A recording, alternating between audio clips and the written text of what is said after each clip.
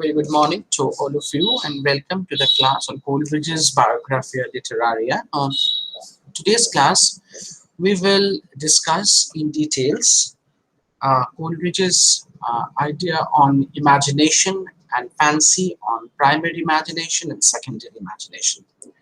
Now, in chapter 13 of Biographia Literaria, Coleridge writes on imagination and he says, "The imagination then I consider either as primary or secondary." He says that he considers imagination as having two types, the primary imagination and the secondary imagination. And then he goes on discussing in details the difference between primary and secondary imagination. The primary imagination, he says, I hold to be the living power and the prime agent of all human perception.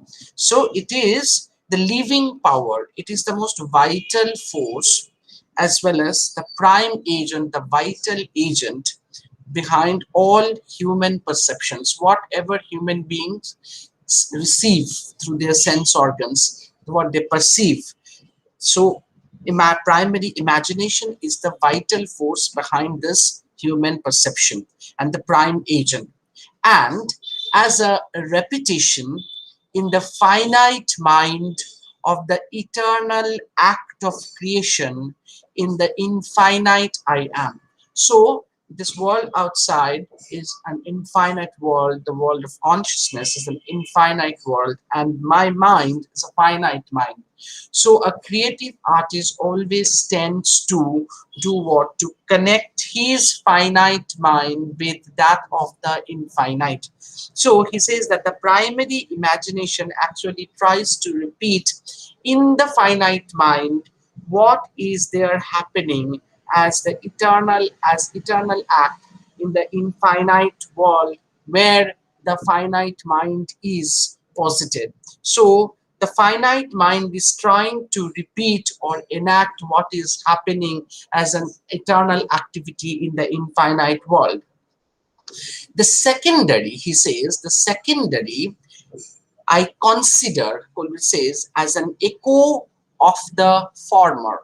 So the secondary imagination is the echo of the former, coexisting with the conscious will. So it is primary imagination has something to do with the unconscious mind also.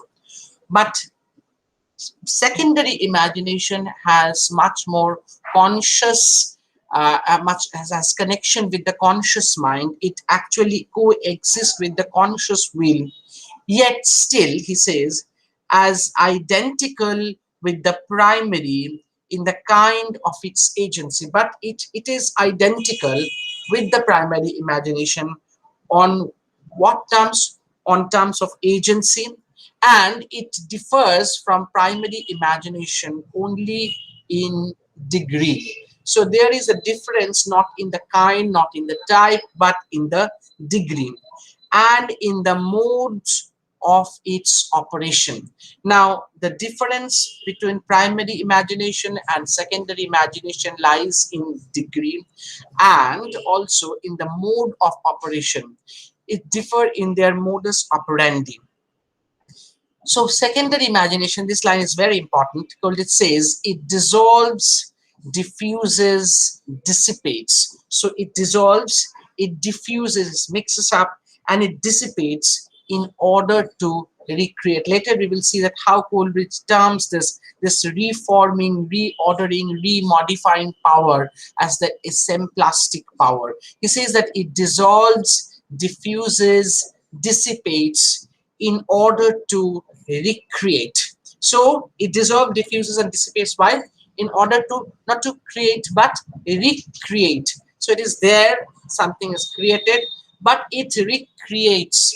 It tends to present something as as the most ideal thing through recreation, or where this process is rendered impossible. So where it is rendered impossible, what it yet still at all events Sometimes we will find that this dissolving, dissipating, and diffusing is something impossible for recreation, where there we find that the secondary imagination is struggling to idealize and to unify. So its ultimate thing is to idealize a thing, to unify a thing and present that in that way. It is essentially vital, it is very lively, even as all objects are essentially fixed and dead. So some particular object you see as fixed or dead, but secondary imagination is the most vital power. It has the most vital power to recreate, to infuse life into that inanimate, that dead object, and to create or to recreate something beautiful out of it. How? By ideally presenting it, by idealizing it, and unifying all the discordant things that are there in that object. Now, this is how Coleridge starts his discussion on imagination and the types of imagination.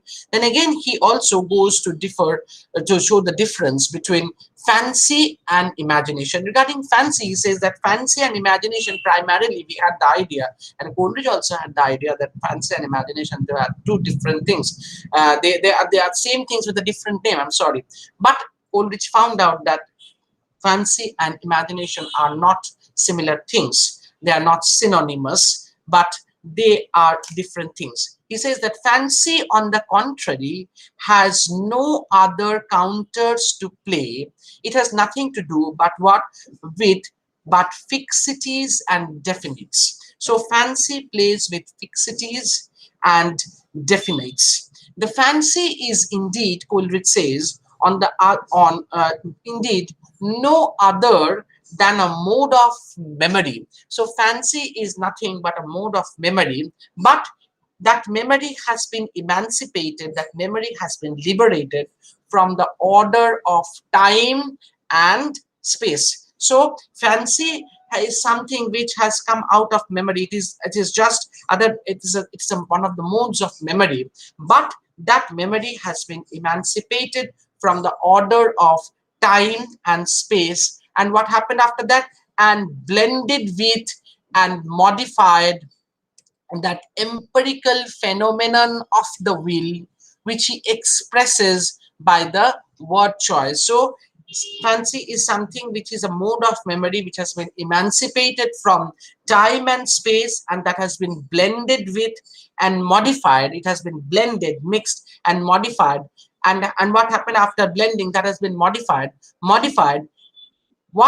it has modified? It has modified that empirical phenomenon, the phenomenon upon which you are working, that empirical phenomenon of the will, that phenomenon of the will which he expresses, who the poet expresses by the word choice. So what the poet is trying to express through his choice of words, that is modified, and it is blended with that mode of memory which is fancy, which has been emancipated from time and space. So what the poet is trying to express through his choice of words, or through her choice of words, that empirical phenomenon of the will is modified. How? By blending that with a mode of memory, that is fancy, which has been emancipated from time and space. Now, in chapter 14 of Biographia Literaria, Coleridge says that imagination is a magical and synthetic power. So it is a magical power and it's a synthetic power. A synthesis has been worked out to create imagination, to produce imagination, synthetic power. And he adds that this power, this magical and synthetic power, first put in action by the will and understanding. So this has been put into action by the will and understanding, will of the poet, understanding of the poet, and retained under their irremissive, irremissive, though binding and gentle and unnoticed control. So he says that this imagination is a magical and synthetic power that has been put in action How? By the will and understanding of the poet, and that power has been retained, that has been kept, retained under their irremissive, what you cannot remit, irremissive, though binding. It's a power which has been retained, but binding, gentle and unnoticed control reveals itself in the balance of reconciliation of opposite or discordant qualities. So it does what? This power of imagination, it does what? Unlike fancy, it has the power to balance or reconciliate the opposite things. The two opposite things are fused into one. I have said that fancy basically secondary imagination that dissolves, diffuses and dissipates. That means that it can balance and reconciliate the opposite things. What do they do? What does it do? That it balances and reconciliates of sameness with difference. Sameness with difference is balanced, of general with the concrete, the idea with the image, the individual with the representative, all these different discordant things, the sense of novelty and freshness with old and familiar objects. So this, all these different and opposite things are fused into one. A more than usual state of emotion with more than usual order, judgment ever awake and steady self-possession. So we see that regarding imagination, Coleridge says that imagination has the magical and synthetic power to diffuse, to balance and reconciliate the opposite things. Now, if we come directly to the specific discussion on primary imagination and secondary imagination, we will see that this chapter 13 and 14 brings out Coleridge's views on the nature and function of imagination. Not only he gives a definition of imagination and primary imagination and secondary imagination, but he goes on to discuss the nature and function of imagination and the ways in which it is distinguished from fancy, how imagination differs from fancy. Now, according to Coleridge, imagination has two forms. Yes, already I've said that. Uh, Primary and secondary. Now, regarding primary imagination, if we go deep into the discussion of on primary imagination, we will see that Coleridge says that primary imagination is merely the power of receiving impressions of the external world to the senses. So, primary imagination is the power to receive the various senses through our sense organs from the external world. It is mainly the power of perception, both in their parts and whole. We perceive in parts or in whole. So it is, according to Coleridge, primary imagination is an involuntary act of mind. So it involuntarily acts. The human mind receives impressions and sensations from the outer world. How? Unconsciously and involuntarily. So when you, at the moment you are born, you start receiving perceptions, sensations and emotions from the perceptions and sensations and various other experiences from the world outside. Where the moment your sense organs are active, you start receiving. So it is something unconsciously you do that, and you do that involuntarily.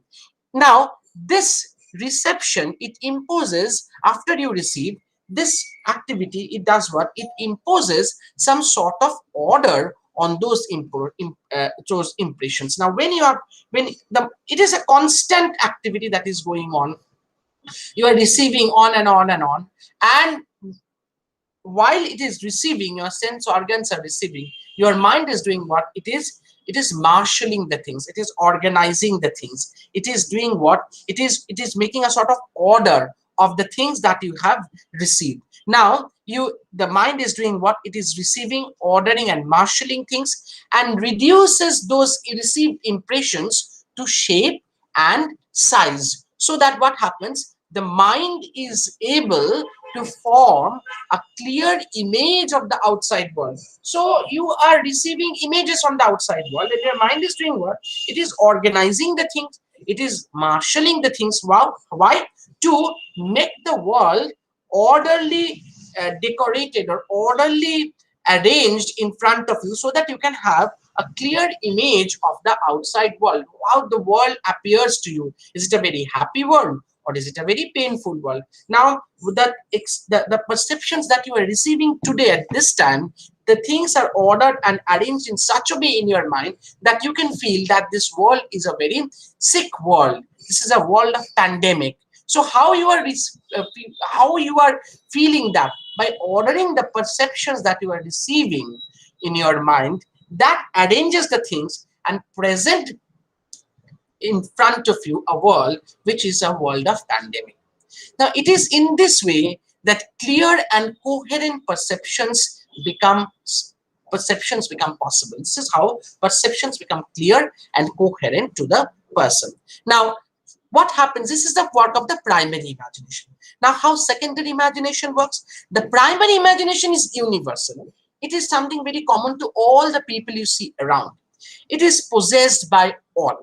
The secondary imagination, on the other hand, may be possessed by some people, but it is a very, very peculiar and distinctive attribute of the artist. So secondary imagination is something which is a very peculiar and distinctive attribute of the artist. A thinking mind actually can work properly with secondary imagination. I'm not telling that a very common man, a very common average man, he or she, they don't have the power of secondary imagination. They have, but this secondary imagination is specifically, peculiarly, distinctively an attribute of the creative mind. The creative mind can actually feel and work with secondary imagination. So it is the secondary imagination which makes artistic creations possible. So a creative mind can only work with secondary imagination to create artistically. Secondary imagination, it is more active and conscious in its working. So whereas the primary imagination, it works unconsciously and involuntarily, secondary imagination is much more conscious and it is more active. It requires an effort of the will. So it requires your will and volition, and conscious effort is required. So the secondary imagination needs the volition of the mind, the conscious effort of the mind. It works upon what is perceived by the primary imagination. So it does what? It works upon the things that have been perceived and ordered by the primary imagination. Okay, its raw materials is what? Its raw material is what? The sensations and impressions supplied by the primary imagination. It works upon that. By an effort of the will and the intellect, it works with the effort of will and intellect. It does what? The secondary imagination, it does what? It selects and alters the raw materials. So primary imagination has collected the things, and somehow it has presented, by marshalling the things, have presented the world outside. Now that is something very common to all. Now all common people, all average person, they have the primary imagination. They have an idea of the world, just like the pandemic. That's like the pandemic. So we all are aware, whether I'm a creative man or not a creative man, I am aware of the world outside. This world is now not a happy world.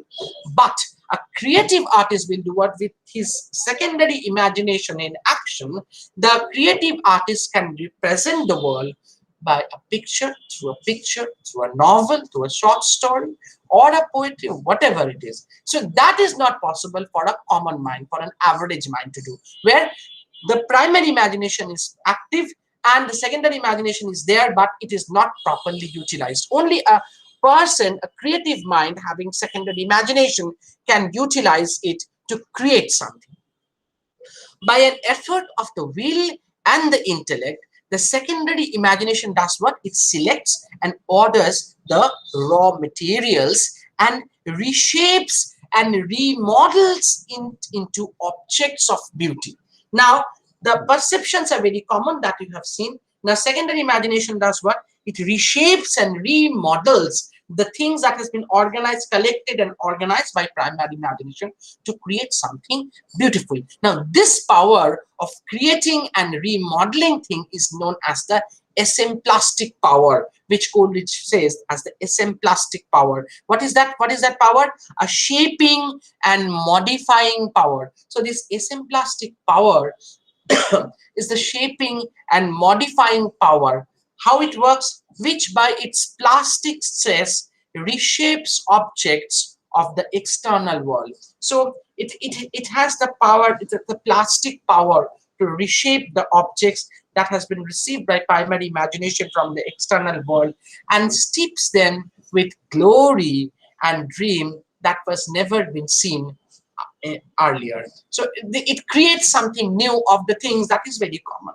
So it is an active agent, Coleridge says, which dissolves, diffuses, dissipates in order to create. So this is how the secondary imagination works. Now Coleridge further says that the secondary imagination is the root of all poetic activity. It is the root. I've said earlier. Now it is the power which harmonizes and reconciles opposites. So I've said that while Coleridge discussed it earlier, that the difference between fancy and imagination is that fancy is something just like it's a mode of memory which has been emancipated from space and time, but it is not very moving, it is not very dynamic. But imagination is something very dynamic. So why it is dynamic? Because it has the power to harmonize the different things, to reconciliate the different things, and it actually possesses, specifically the secondary imagination, it possesses the esemplastic power with which it recreates, remodels, reshapes the thing, very common thing that has been perceived from the external world into things of beauty.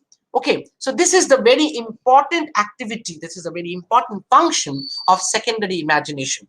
Oh, now it is to the play of this unifying power that the nature is colored by the soul of the poet. So the soul of the poet actually colors the nature. If the soul of the poet actually is happy, the nature will appear as a happy nature. If the soul of the poet is unhappy, the nature will appear as a very unhappy nature. If the soul of the poet is happy, the world will appear as a very happy world. If the soul is unhappy, the world will appear as a very unhappy world. So this is how we see that the romantic criticism and the romantic way of thinking, the romantic imagination actually works, that the nature outside is just a representation of the nature that has been there in the world. So then if the nature we think that is something eternal and infinite, the finite mind actually connects with the infinite world outside, and it wants to represent the infinite world through its own colors, in terms of its own colors, in terms of its own mood and tone and everything. So the world appears as a representation of the world that has been perceived by the mind, and after perception reshaped, remodeled by the mind. The identity which the poet discovers in man and nature results from the synthesizing activity of the secondary imagination. So secondary imagination is very important. So Coleridge differs between what is fancy and imagination. So that we will discuss in our next class, how Coleridge differentiates fancy and imagination. And regarding imagination, Coleridge says that how imagination can be classified into two, that the primary imagination and secondary imagination, where the difference lies not in terms of their quality in terms of, but in terms of in degree. So primary imagination, secondary imagination differ only in terms of degree. Here he says that the primary and secondary imagination do not differ from each other in kind. They are not in kind, they are not different, but they differ only in terms of degree. The secondary imagination is more active, more a result of volition. So it works with the active mind. It requires the activity of the mind. It requires the dynamism of the mind. It is more conscious, more lively, and more voluntary than the primary imagination. And the primary imagination on the other hand, it is universal. Everybody, all mind, they possess that primary imagination, while the secondary imagination is a very peculiar privilege enjoyed by the creative artist. So, in this class, we discussed in details the difference between primary imagination, where lies the difference, that is not in terms of kind, but in terms of degree. And primary imagination is something very universal, and secondary imagination is something a peculiar attribute of the creative mind. And the secondary imagination actually works upon the things that has been it works upon the on the emotions and sensations and feelings that has been collected by the primary imagination in the form of perception from the external world. And ultimately what happens, the external world is represented in terms of the mind of the creative artist. This is how the finite and the infinite actually unites. This is how the opposites are united. This is how the differences in the world outside are reconciled. So here we end our class, and in the next class we will discuss the difference between fancy and imagination. Thank you.